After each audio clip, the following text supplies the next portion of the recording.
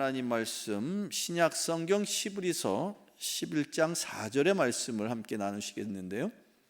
시브리서 11장 4절, 여러분 소지하고 계시는 성경책 또 화면을 통해서 함께 나누실 말씀입니다. 시브리서 11장 4절, 자, 우리 함께 화면을 통해서 같이 한 목소리 읽어봅니다. 시작.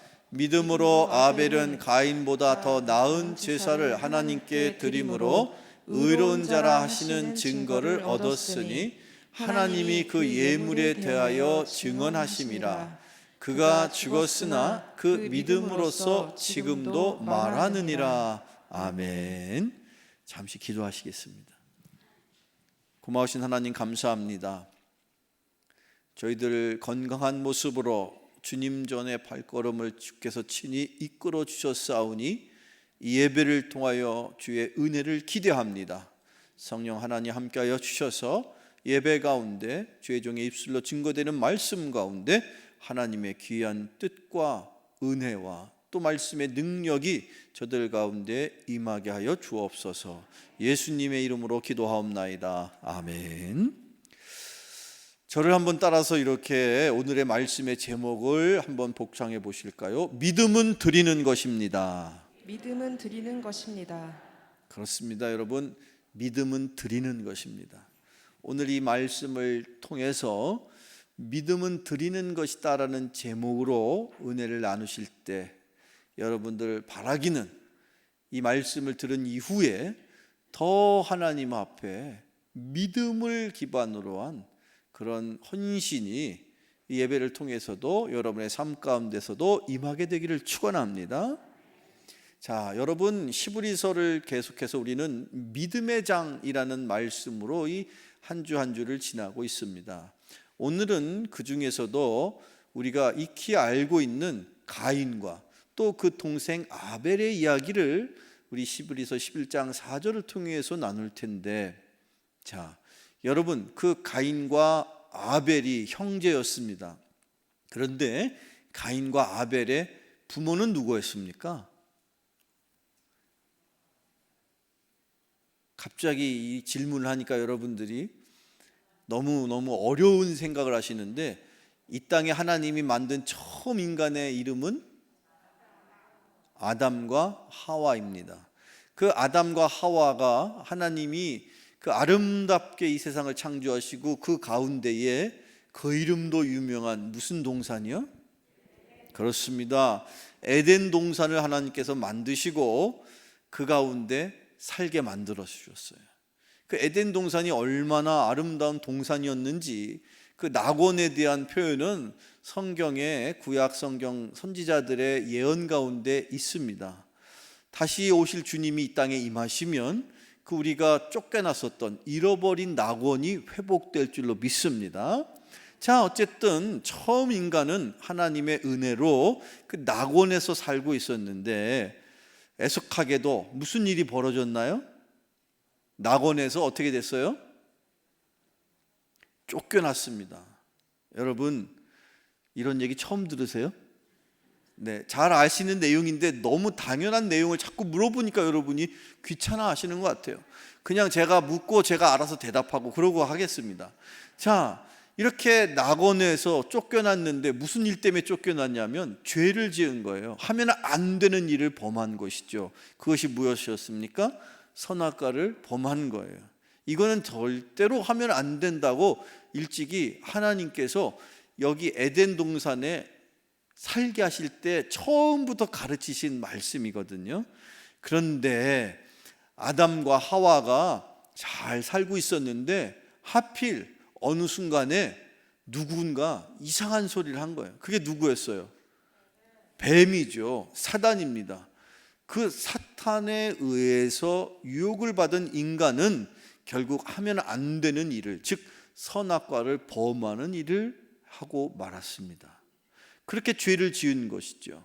그렇게 죄를 지은 이후에 모든 인류가 지금 저와 여러분을 포함해서 앞으로 이 땅에 태어날 모든 인류도 한 사람도 빠짐없이 예수님을 제하고는 모든 인간은 태어날 때부터 이미 뱃속의 어머니의 태중에 잉태할 때부터 그는 죄인으로 이 땅에 탄생하게 존재하게 되었다는 것이죠.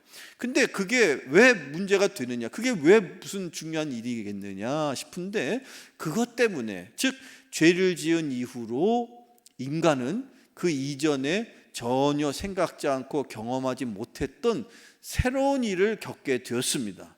그 새로운 일이 좋은 일이었으면 괜찮았을 텐데, 새로 겪게 된 일이 겪어서는 안 될, 겪고 싶지 않은 그런 부정적인 일을 겪게 되었다는 것이죠.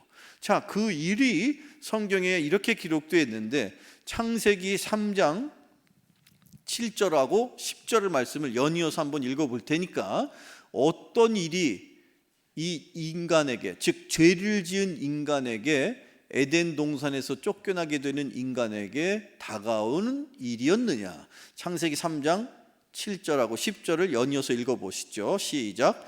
이에 그들의 눈이 밝아져 자기들이 벗은 줄을 알고 무화과 잎을 엮어 삼았더라. 이르되 내가 동산에서 하나님의 소리를 듣고 내가 벗었으므로 두려워하여 숨었나이다. 아멘. 자, 선악과를 먹자마자 눈이 밝아졌대요. 그런데 문제는, 그러고 났더니 눈이 밝아진 이후에 자기들이 지금 옷을 입었어요, 벗었어요? 옷을 벗었다는 사실을 알게 되고, 그 옷을 벗었다는 사실 때문에 마음속에 어떤 마음이 들었을까요? 부끄러운 마음이 들었어요. 그런 부끄러운 마음이, 그런 수치스러운 마음이 죄를 짓기 이전에 아담과 하와에게는 있었을까요? 없었을까요?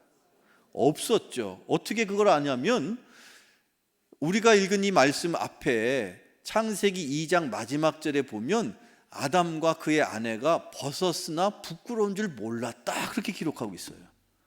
그러니까 이 부끄러운 마음은 벗었기 때문에 생긴 것이 아니고, 그 이전에도 벗고 있었단 말이에요. 지금만 벗고 있는 게 아니라 태어날 때부터 지금 이 순간까지 아담과 하와는 계속 벗고 살았단 말이에요.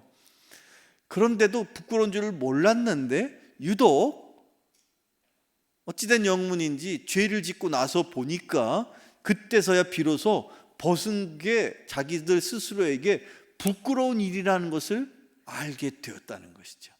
이런 거를 알수록 오히려 불행해지는 건데, 알아버렸어요.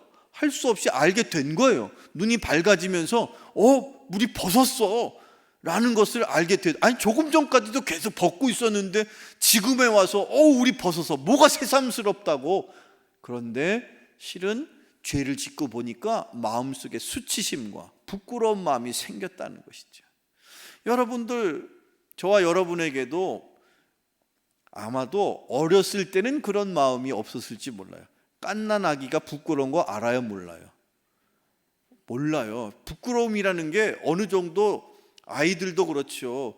몇 살이 적어도 한 서너 살 이상 정도 돼야 부끄럽다라는 감정을 아이들도 느끼죠. 그 전에는, 여러분들 기억 안 나시지만 여러분들 한두 살 때 어떻게 다녔어요? 빨개 벗고 다녔어요. 얼레리 꼴레리 다녔단 말이에요. 저만 그랬나요? 여러분도 그렇게 살았단 말이죠.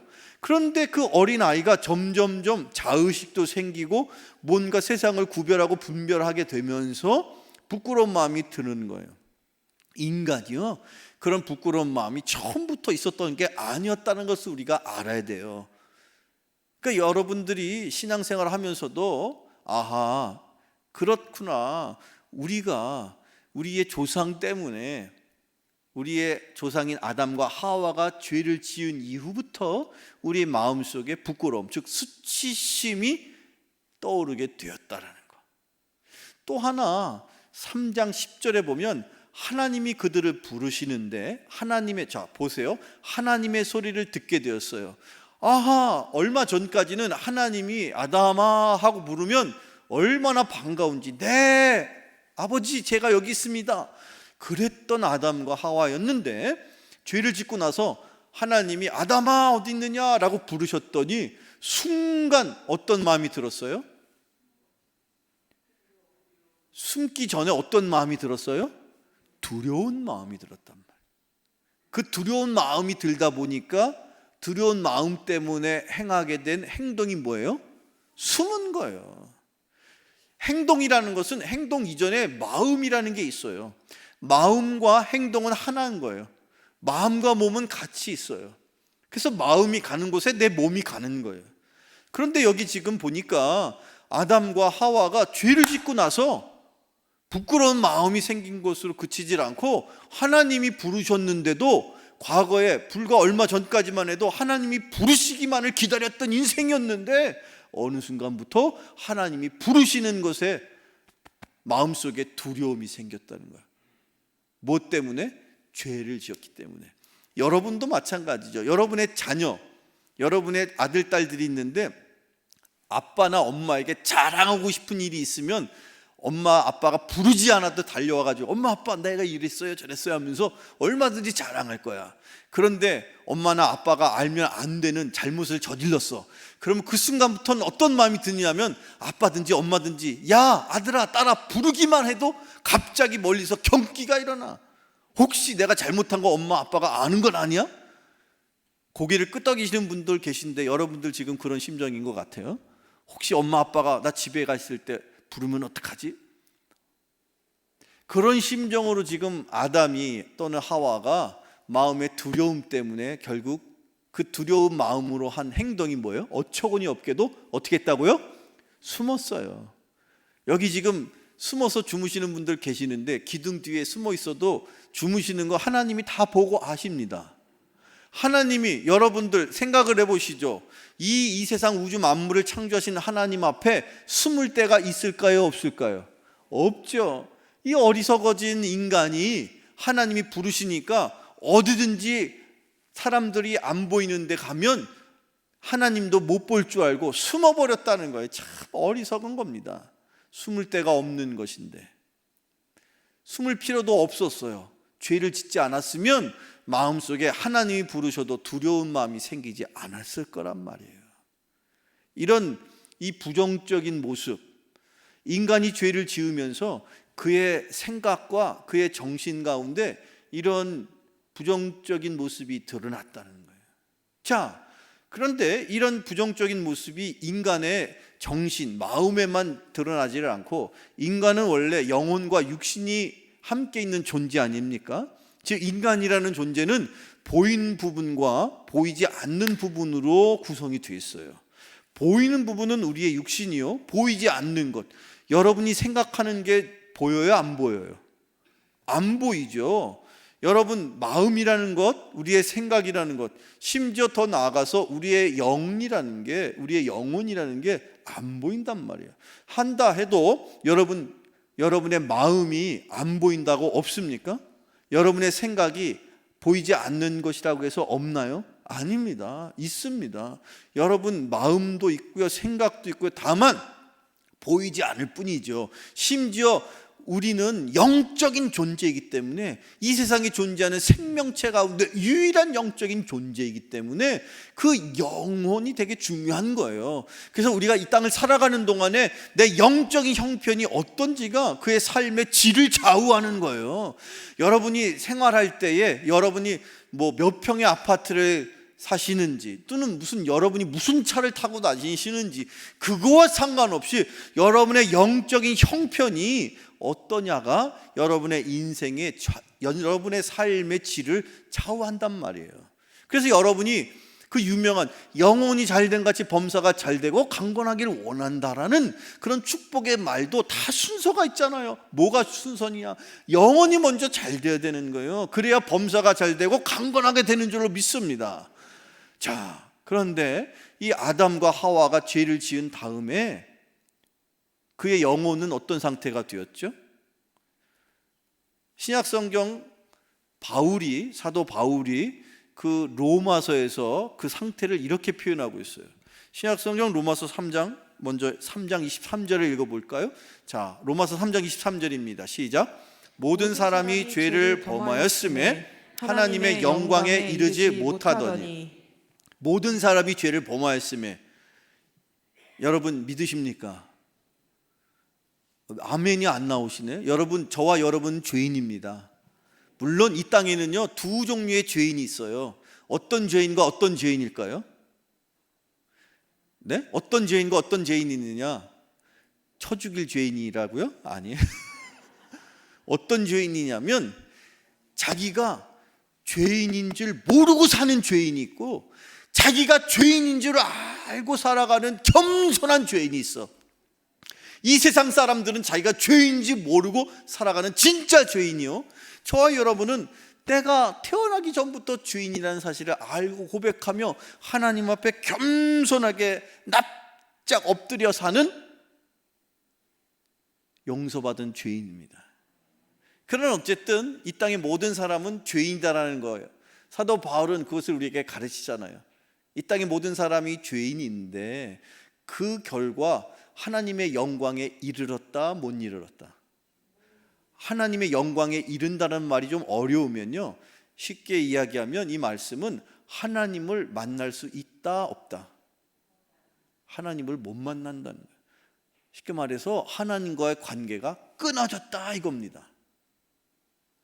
적어도 하나님 앞에 죄를 지은 인간은 그 죄 때문에 감정적으로 부정적인 마음을 갖게 되었고, 영적으로도 하나님과 더 이상 하나님에게 다가갈 수 없는, 하나님과 완전히 질적으로 떨어져 버린, 마치 연결된 끈이 끊어져 가지고 더 이상 연결되지 못하는 것과 같은 그런 일을 겪게 되었다는 거예요. 그것이 죄를 지은 이후에 인간에게 찾아온 불행입니다. 그것 때문에 결론적으로 이야기하면 저와 여러분이 여기 죄송하지만 한 분도 빠짐없이 여기 젊은 우리 청년 또 여기 장년 어느 누구도 할 것 없이 단 한 사람도 예외 없이 인간은 결국 어떻게 돼요? 죽게 됩니다. 죽게 되는 게 인간의 운명이다 늘 생각하시는데, 사실은 죄를 짓기 전에 아담과 하와는 에덴 동산에 살 때는 죽는 존재가 아니었단 말이에요. 하나님과 영원한 관계를 갖고 영원한 영생을 누리며 살았던 존재였어요. 그런데 하나님 앞에 지은 죄 때문에 그의 영에도 문제가 생겨, 혼에도 문제가 생겨, 즉 정신에도 문제가 생겨, 육체에도 결론적으로 문제가 생겨서 우리는 어떤 존재로 살아가게 되느냐?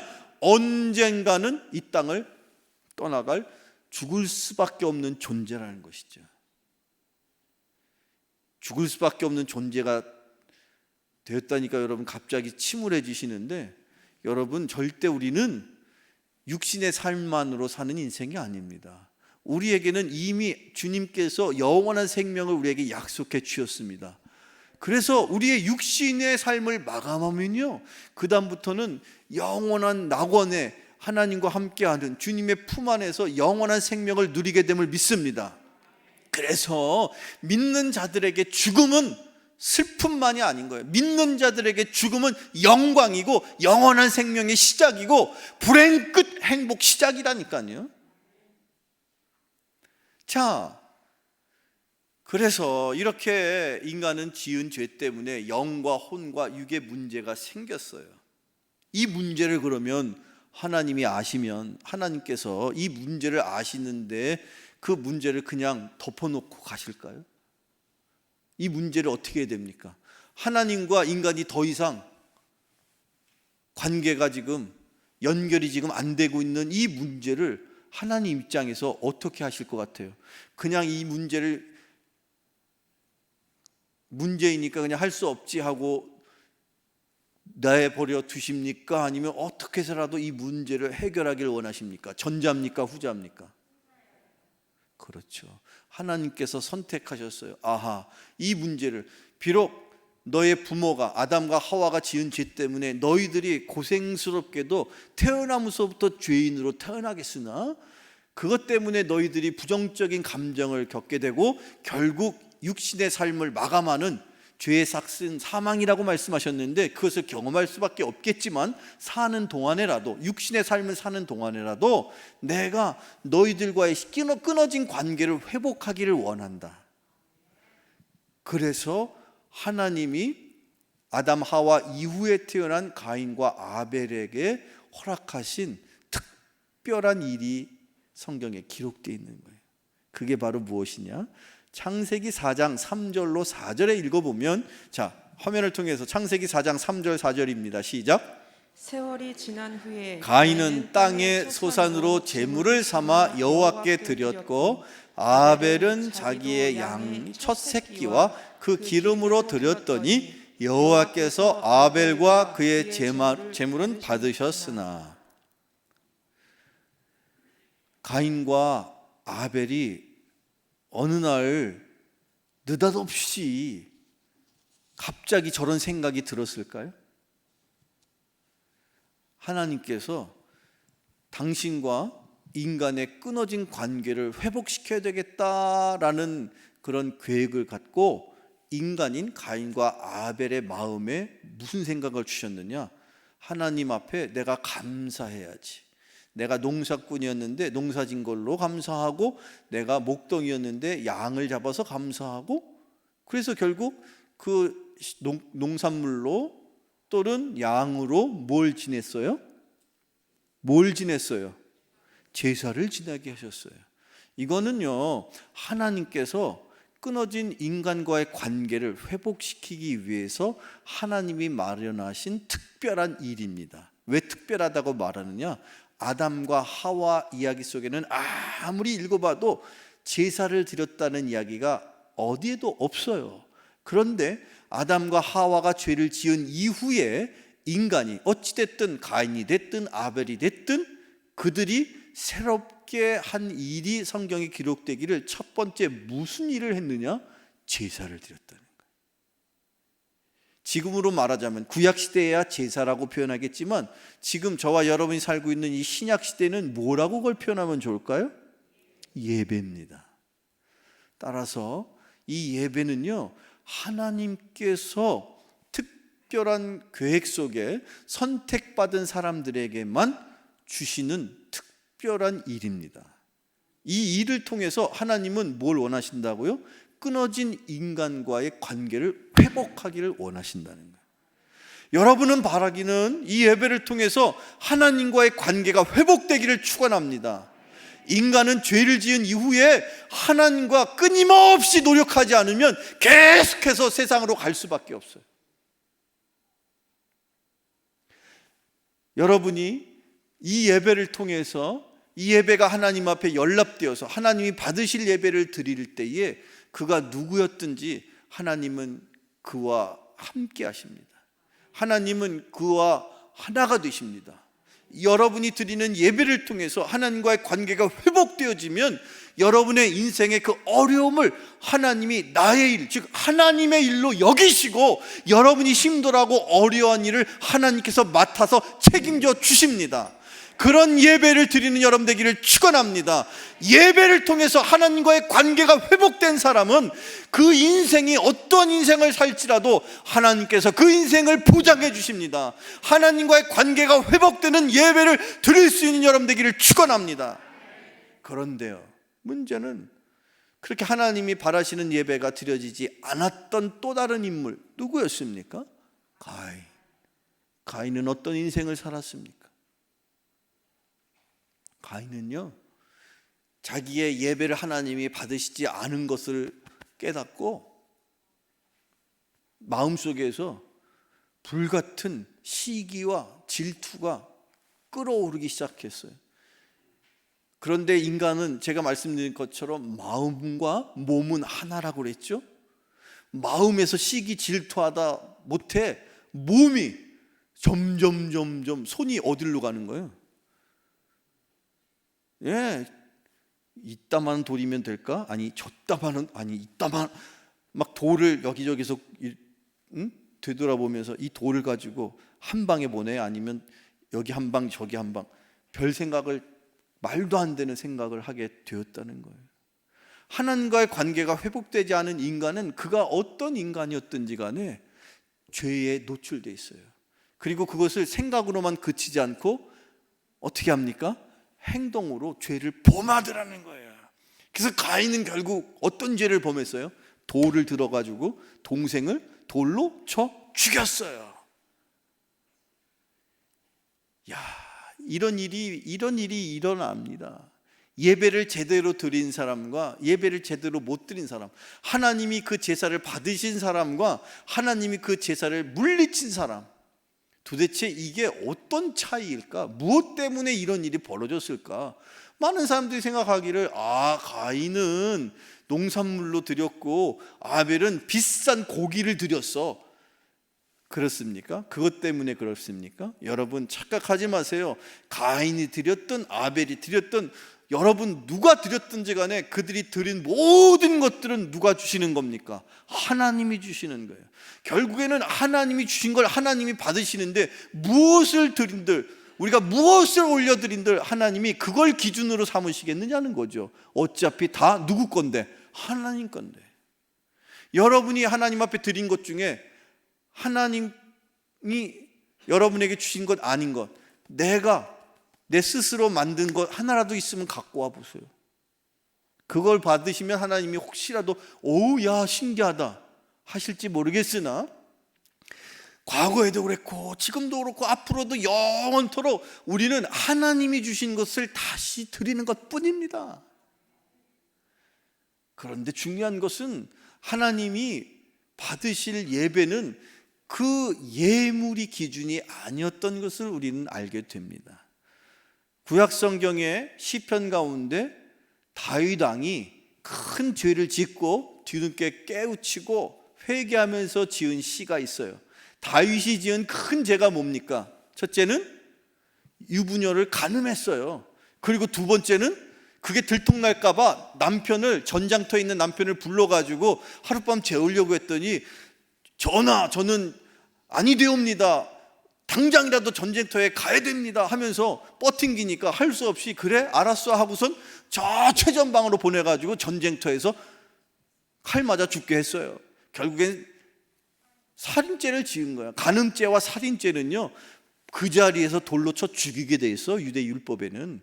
그런데 어떻게 된 영문인지 하나님이 그를 용서하시고자 당시에 나단이라는 선지자를 보내셨어요.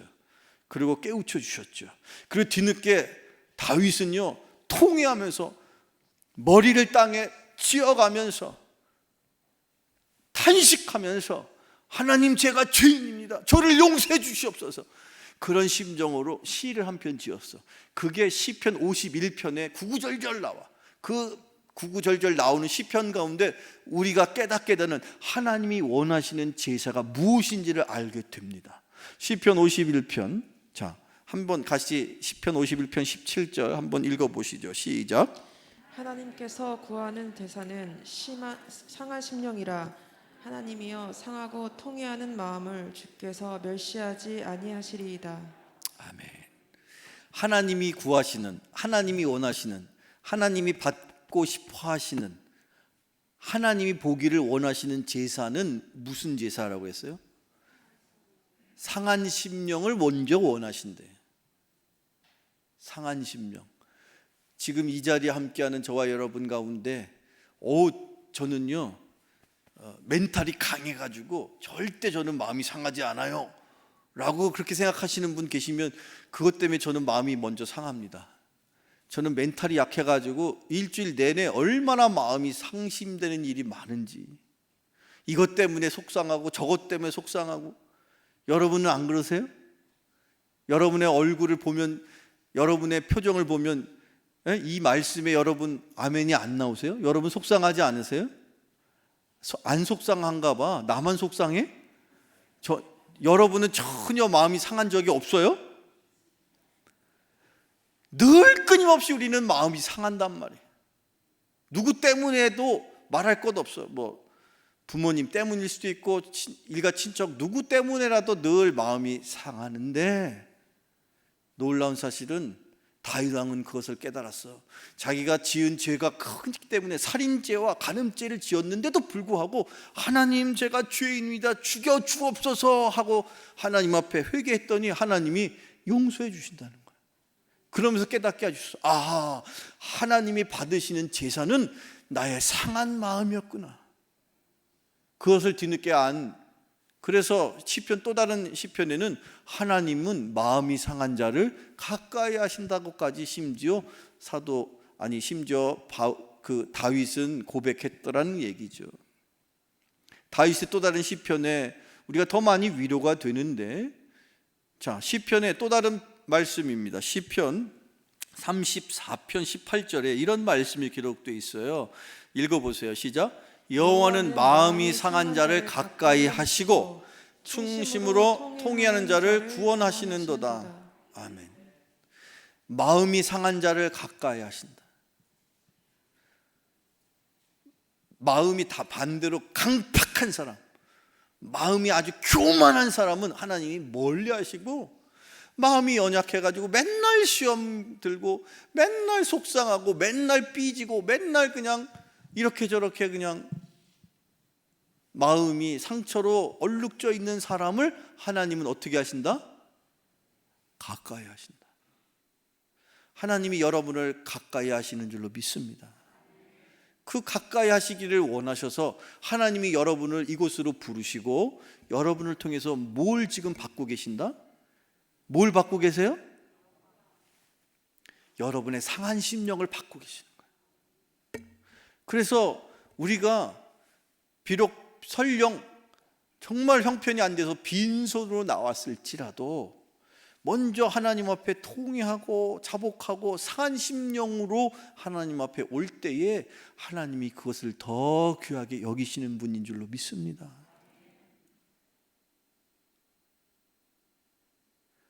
우리가 그래서 이 세상에서 어떠한 죄인이라도 누구도 할 것 없이 하나님 앞에 나설 수 있는 거예요. 여러분도 혹시라도 나 같은 죄인이 일주일 내내 너무너무 속되게 살았는데 감히 하나님 앞에 올 수 있을까? 네, 오실 수 있습니다. 이미 여러분 그런 마음이 준비가 된 거예요. 얼마든지 주님은 그걸 원하십니다. 상한 마음을 가지신 분일수록 하나님은 더 가까이 두기를 원하십니다. 그래서 하나님과 끊어진 관계를 어떻게 하시는 거예요? 더 회복시키기를 원하시는 거예요. 여러분 한번 생각해 보세요. 끈이 있는데 끈이 중간에 끊어졌어요.